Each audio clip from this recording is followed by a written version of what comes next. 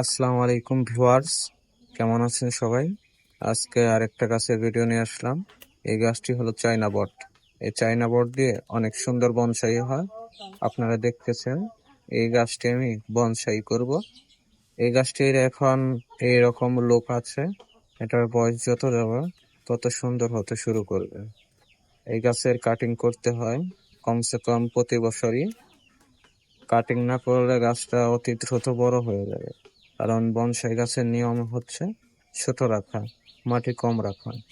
এই যে সুন্দর টবের মধ্যে আমি বনসাই করার চেষ্টা করতেছি। এই গাছটি কেমন হয়েছে আপনারা সবাই আমাকে জানাবেন।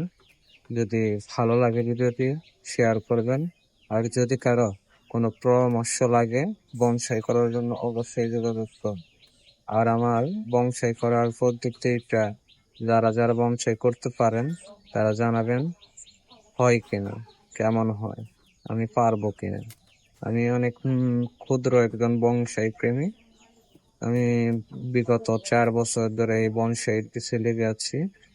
এই বট গাছটার বয়স 5 বছরের উপরে হবে।